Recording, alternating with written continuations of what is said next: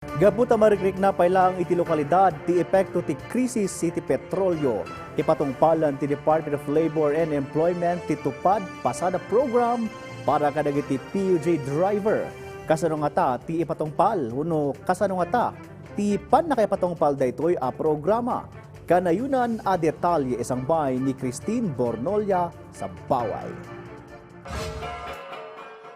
May sa ni Manong Marlon jeepney driver iti Mines View route, kadagiti imawat a drivers iti cash assistance, manipod iti DSWD Cordillera idilaang umuna alawas ti bulan ti Mayo.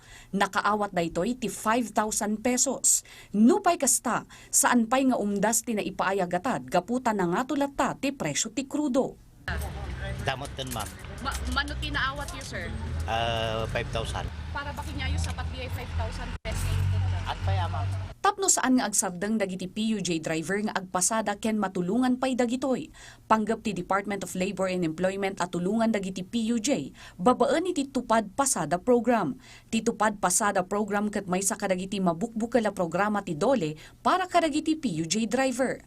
Kaya ang ginawa ng DOLE is to also provide assistance under the TUPAD. So what will happen is, yung mga drivers, tuloy pasada program, so mamamasada sila while they are being paid of the daily minimum wage, which is 505 pesos per day also.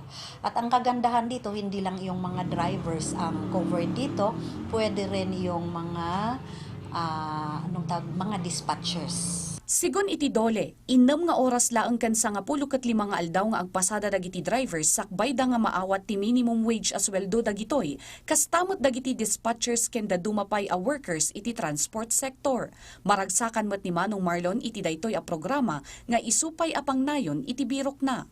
Ay kat na saya at madam no agito daman at tano at ti paggatang ti kwa pag na ti paggatang ti bagas. Inlawlawag ti DOLE a prioridad dagiti drivers asaan pay ang nakaawat iti tulong pinansyal manipod LTFRB. Iti datos nga impaay ti LTFRB, dumano niti 1,400 ti PUJ drivers iti Baguio City. Dumalan pay daytoy iti panagsukimat para iti pinalalistaan dagiti kwalipikado a maipaayan iti tulong. So we are hoping that we will accommodate all of those lists. So as soon as possible. Christine Bornolla-Sabaway para iti Pambansang TV iti Baro a Pilipinas.